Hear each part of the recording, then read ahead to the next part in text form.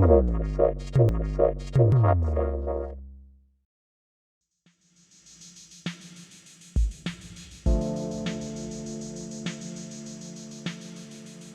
to Crux Investor. We're going to be speaking in a minute with David Terry. He's a director of Golden Arrow Resources.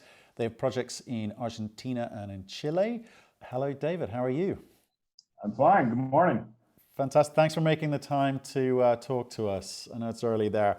So, David, I thought we'd kind of kick off by introducing Golden Arrow to our audience over here in Europe. Perhaps you can start by telling us a little bit about yourself and your relevant experience. Well, I'm one of the directors of the company, and I've been with Golden Arrow since it was formed in 2004. Golden Arrow is an exploration company, has been mainly focused in Argentina over most of its life, although it's just recently branched out into Chile and acquired two advanced stage projects in Chile. But we've been fairly focused on Argentina for most of the company's life. I'm a geologist by background. And so I've been involved in a lot of the property review, acquisition, exploration program, management, and that sort of thing. Great. And what were you doing before that? Where have you worked? I started off my career working for several large mining companies. My first work actually as a student, and then continuing on after university, was with the old Consolidated Goldfields, which was a large company back in the day, worldwide scope, and I worked for the North American subsidiary of that. And I went to work for several other large companies, including Kamenko, Hemlo Gold, and finally Westman Resources, which was more of a medium-sized company acquired by Boliden, the Swedish mining company, in the late 90s, and worked for them for a while too before sort of starting to focus on smaller companies. Right, you've been around the world, been around the block, right? And how has which aspects of that is most relevant to what you're doing at Golden Resources? Well, it's all a cumulative thing. With when you're a geologist focused on exploration, the more projects you work on and the more different areas, the more types of geology and mineralization you see, it all adds to your experience and helps making hopefully the right decisions when you're working on a project. But you're an explorer, not necessarily a developer or producer. That's correct. Yeah, I focus on trying to find the metals. Find the metals. Good. Now, tell us a little bit more about the team that you're working with. Obviously, you've got quite an extensive team there. I mean, who are the most active and relevant members of the team in terms of where you're at now? Well, Joe Grosso, the CEO and founder of the company, has been he's an entrepreneur. He's been focused in Argentina for the whole time he's been in the mining sector, more than 25 years now. And so he's the founder and leader of the company, and certainly one of the largest shareholders. We've got Brian Mcewen, who's the vice president of exploration. Again, very experienced mining professional. Running the exploration, and he did a lot of the work on Chinchillas, which is now part of Puna operations, bringing that along through all the different exploration and development stages. Yeah. Nico Kakos is a vice president with the company. He's been there since the beginning, looks after a lot of the administration and business deals and that sort of thing. In the company, we've got Alf Hills on the board, who's a very experienced mining engineer. He's been a big help since we've sort of transitioned from being solely an exploration company to having this production profile. And John Gammon, another very experienced geologist on the board. Lou Sally, a very well-known legal mining lawyer based out of Vancouver here. Right. So we've got a very well-rounded and experienced team, and especially we've got an excellent staff in South America, based in Argentina. Yeah, I guess that's critical. Working in South America generally is not easy unless you've got a local team with local experience. I mean, before you kind of get into the projects themselves, can you tell us a little bit about the Grosso Group as a whole?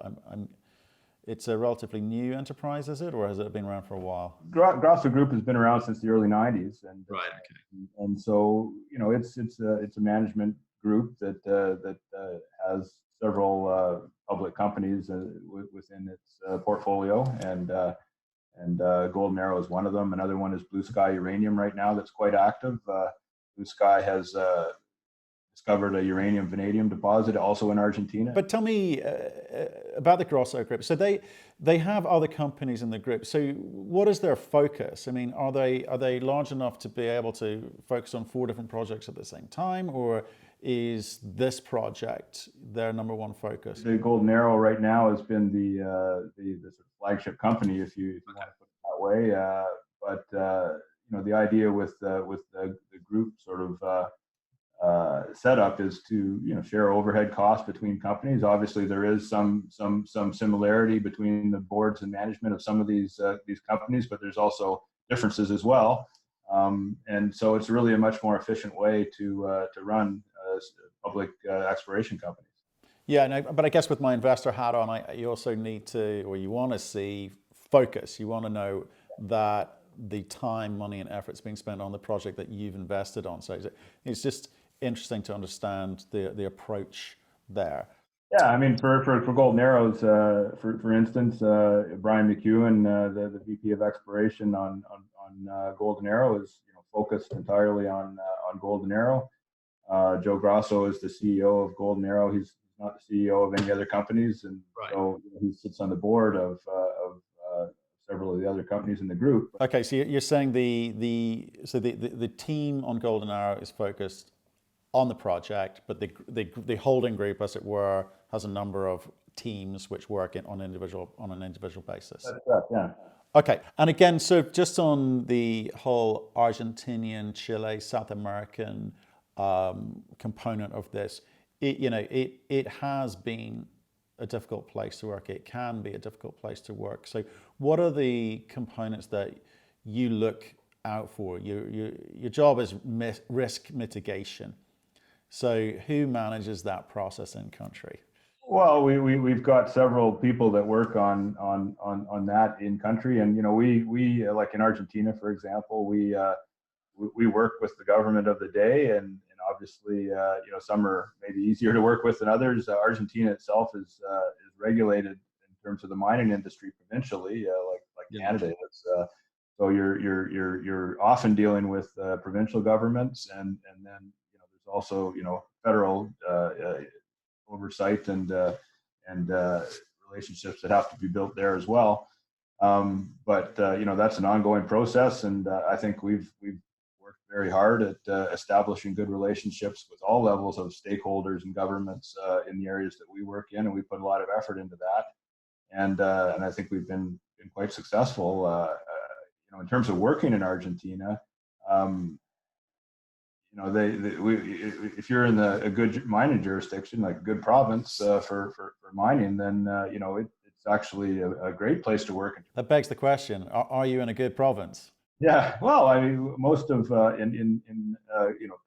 Jujuy is the province where Puna Operations is in, and I think our record there speaks for itself. We discovered the Chinchillas silver lead zinc deposit in 2012 and started drilling it off, and to put out 2 resource estimates, 2 PEAs on the backs of those resource estimates, and then entered into a joint venture. I mean, maybe I'm getting ahead of myself here with S. Well, let's go into that now. Let's go into that, because there's 2 components to your business. We made a decision to construct a mine at Chinchillas in March of 2017, and by the end of 2017 or early 2018, we had a permit to construct a large open pit mine, and there's not many places in the world where you could get a permit in that sort of time. We didn't have to permit a new tailings facility or processing plant. We were just building the mine. By any standard, that's impressive. Okay, but so tell us about that relationship with SSR. You've got a 25%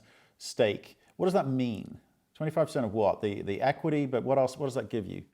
It's a participating interest, 25% participating interest in Puna Operations Inc., which is a holding company which owns 100% of the Chinchillas silver lead zinc deposit that came from Golden Arrow that we discovered, and the Pirquitas mine mill complex and remaining mineral resources at Pirquitas. So it really combines the assets of that were formerly held by the 2 individual companies into one entity, and we own a 25% interest in it, and SSR owns 25%.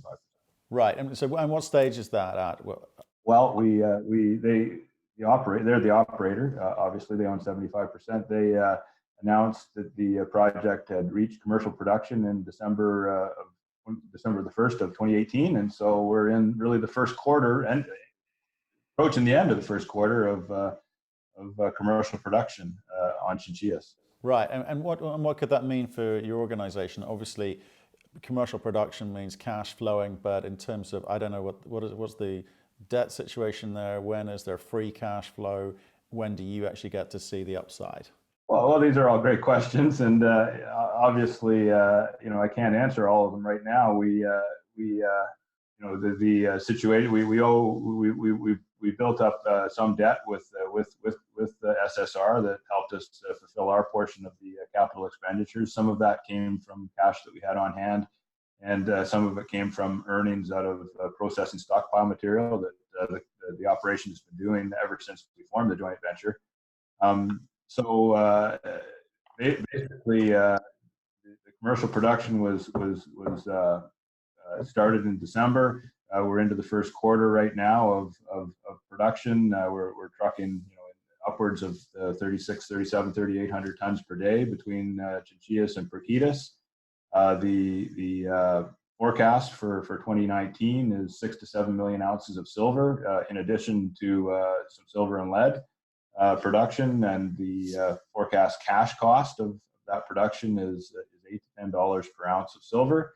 And so, in terms of answering your question, is when will we see cash flow? We're going to see how the books look at the end of the first quarter here, and then go from there. I guess the plan, like all things like this, you want to build out the resource and make this a sizable operation. Well, it is a sizable operation. I mean, producing more than 8 million ounces of silver equivalent on an annual basis is a significant size silver mine. It's one of the top producers. You always want more, though, don't you?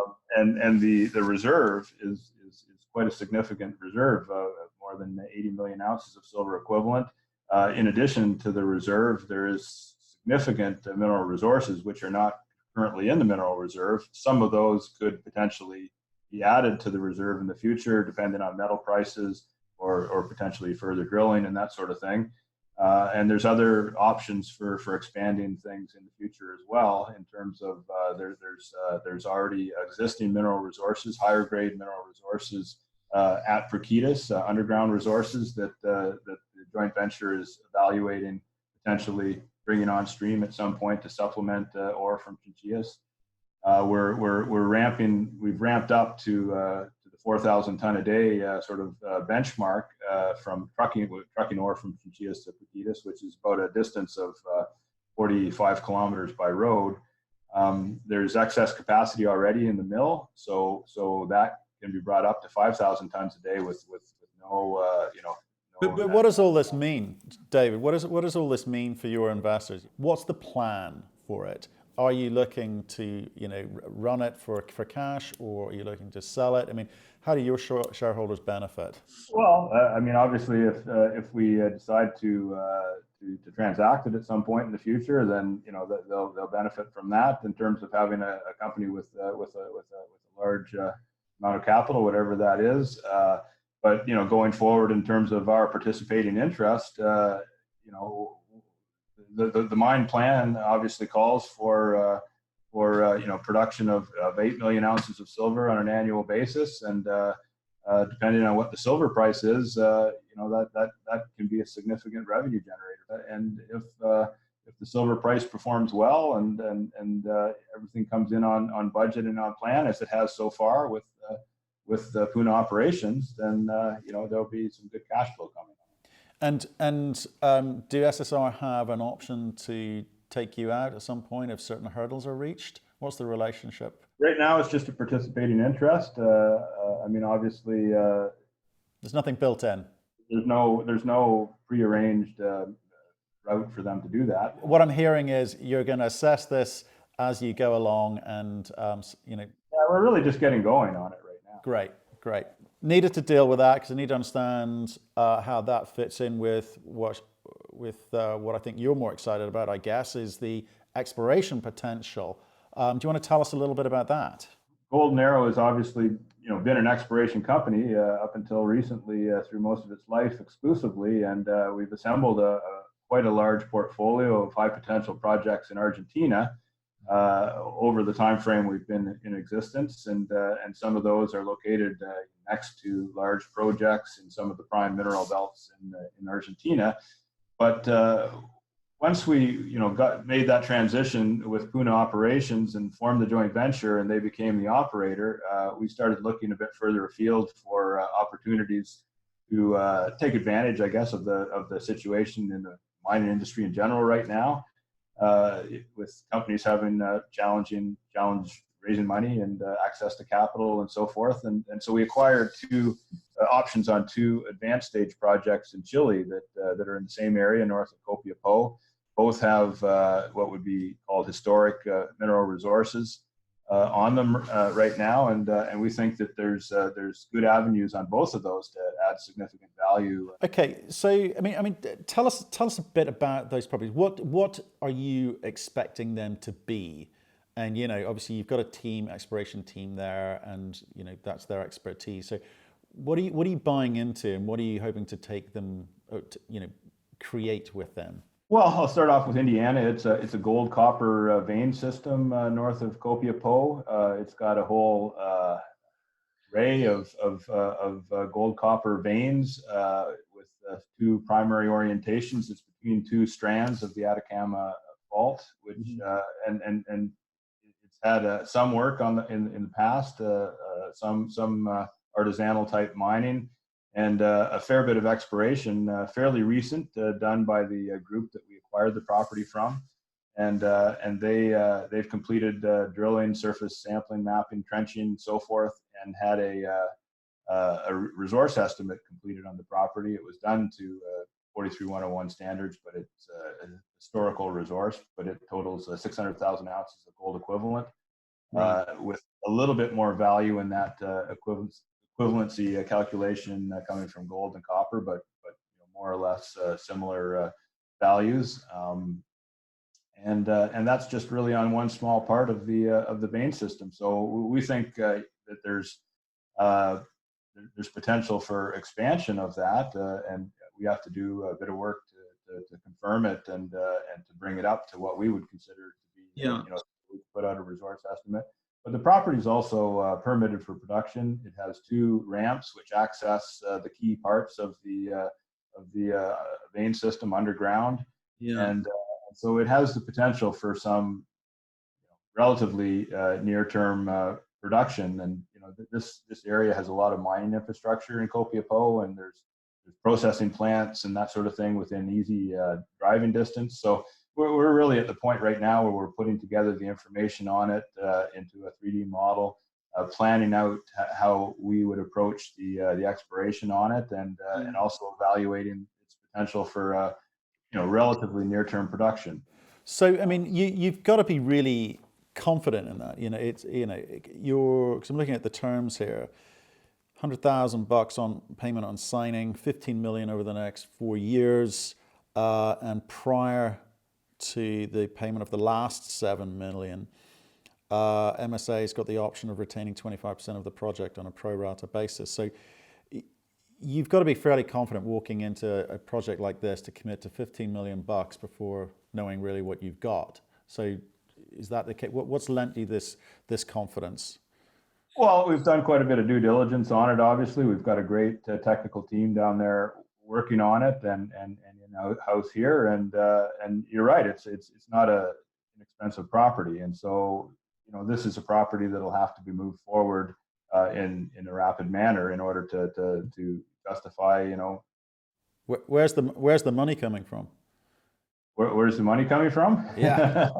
Well, we've just raised some money. How much have you just raised? We just raised $4.7 million.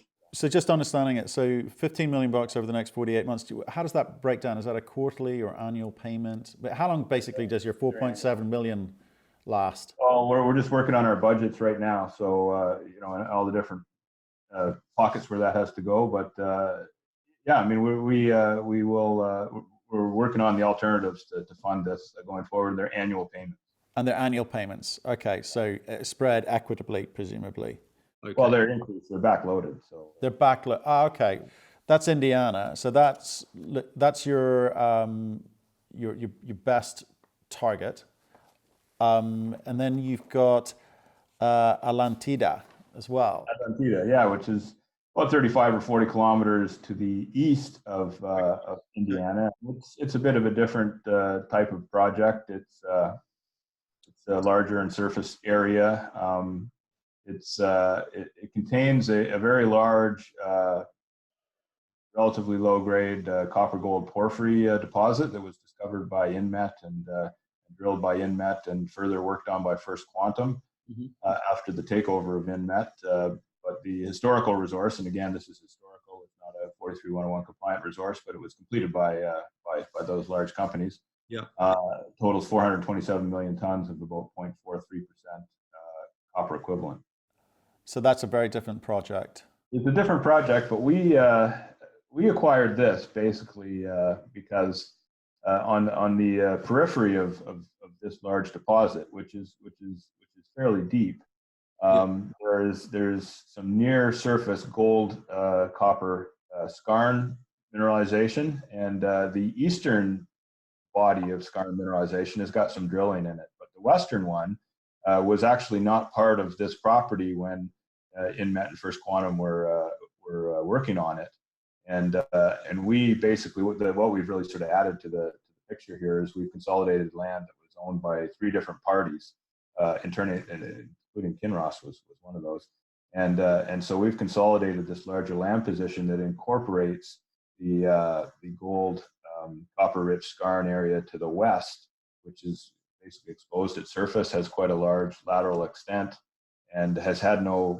really modern exploration that we're aware of. There's some historical workings and that sort of thing on it, and so that's our initial focus on this property, is this area that we can, is basically exposed at surface, and the grades that we've gotten from our due diligence sampling in that area show that there's quite widespread gold copper skarn mineralization. Okay, so you've got a bit of work to do there, and it's relatively early stage. So again, but just looking at the terms there, you're committing to another $6 million over the next 4 years. So it's $21 billion between both of those projects. Is the recent raise going to pay for the development of this asset as well in terms of moving it to the next stage? Well, initially it'll start to help us with that, but again, we've got to obviously bring in some other capital to really advance this forward as we want to. Right. And what's the timing on this? Is this taking a slight back seat, or is it in terms that you're waiting? No, we're actually working, sort of right now in our planning stages, really on both. They're very close, and we actually operate them out of the same camp. Oh, okay. Yeah, because it's quite close. Yeah.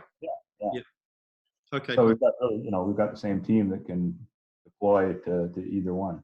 In terms of your business plan per se for driving this forward, you guys are still working on your budget, is what I'm hearing, and you will, I guess, work out how you apportion your time, time's money, and money across the projects to advance these. Yeah.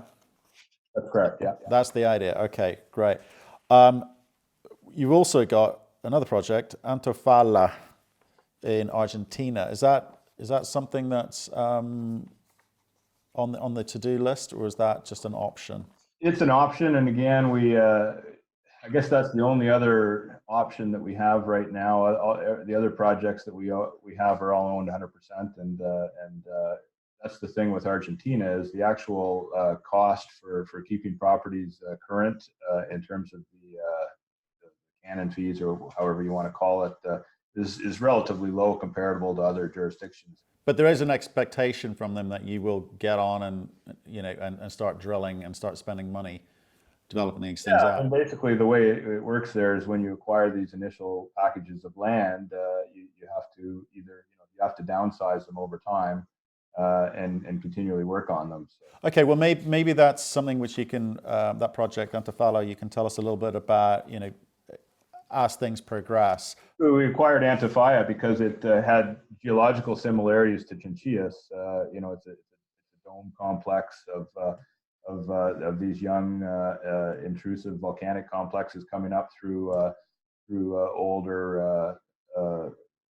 sedimentary rocks, and we saw a strong similarity there, and so we've done a little bit of initial drilling, and we're just sort of deciding if we're going to continue on with that or go some other route with that project.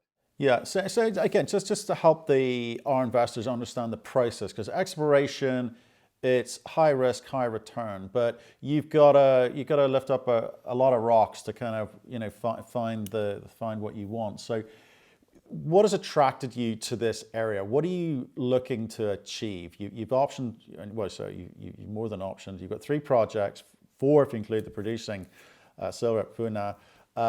What are you hoping to achieve, and what's the process you're engaged with to do that?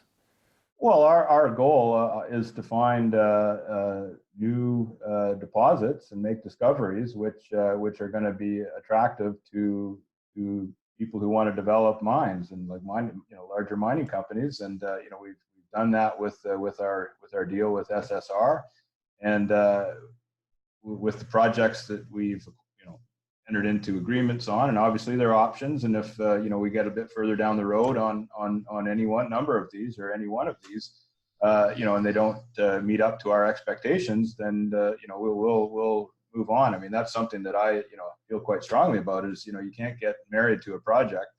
You have to continually assess it on its merits. And so what I look for on a project is something that it's got significant size and is something that could be developed in the lower quartile of costs for that category of deposits. Because if you've got something that's relatively low cost compared to other comparable projects or mines, then you're going to be able to weather through the ups and downs of the commodity cycle. And what is the indication? I mean, you'd said there's a lot of other mines in the area. I mean, what sort of quartile performance, cost curve performance are they operating in? Are they lowest, somewhere in the middle? I mean, I think it's all over the place. And when I said other mines, I mean in the area you're talking about, in the area of Copiapó in Chile. There's a lot of those that are advanced exploration projects. Understood. Too, but obviously, underground mining always a bit more expensive than open pit. So it's the economics are important to understand. And as you say, don't get wedded to a project if it's not going to work out. So I get it. But the other thing that you guys have to do is find the money to be able to do all of this, presumably to take it to a stage where you either can go and raise more money, or you do an SSR type deal where you bring in a partner, right? So is that all part of your thinking? Yeah, I mean, obviously we're continually working on financing the company, as most people in this business are. But you've always got to be open to all the alternatives, like whether it's forming a joint venture or doing a corporate transaction or a project transaction. That obviously all those things are always on the table for the right terms and in the right situation.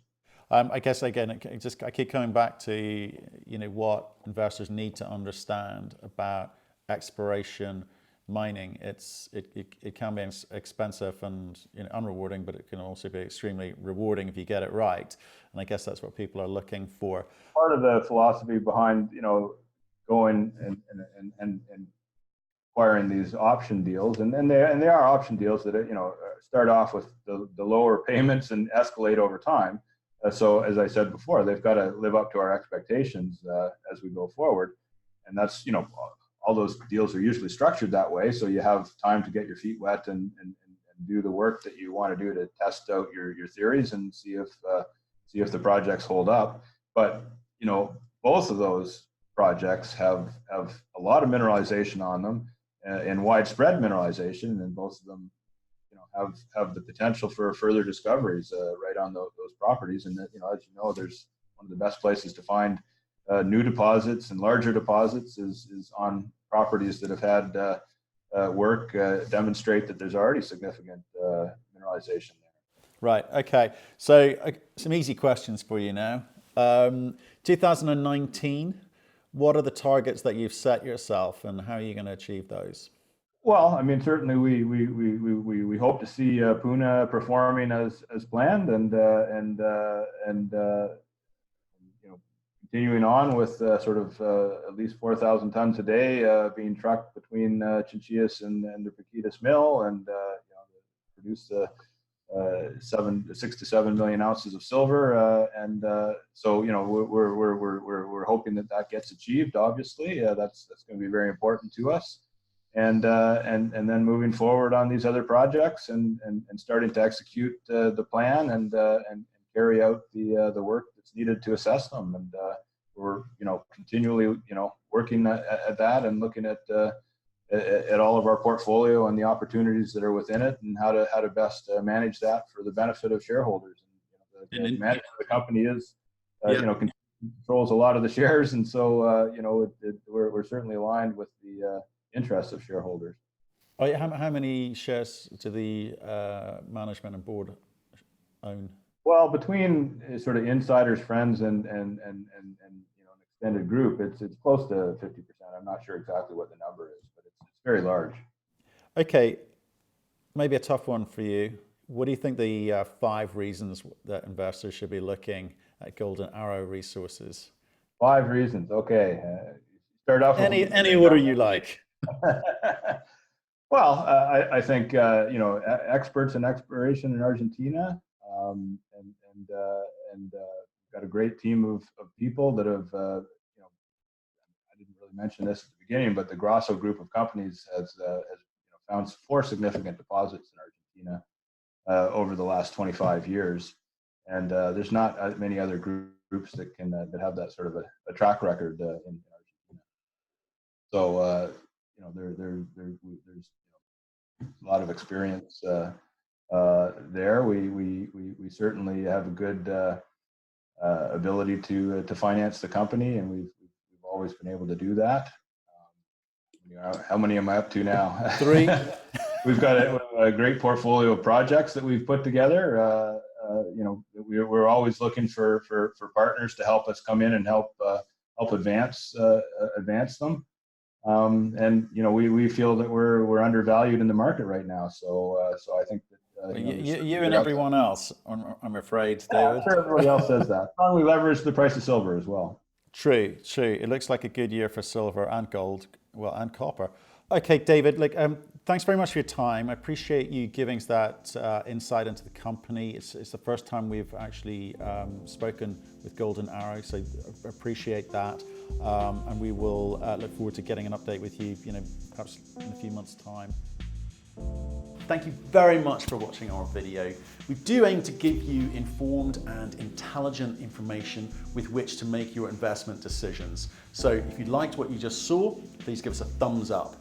And if you want to see more insightful, in-depth, honest, and unbiased interviews, then please click the subscribe button. So thanks again for watching, and we look forward to seeing you again soon.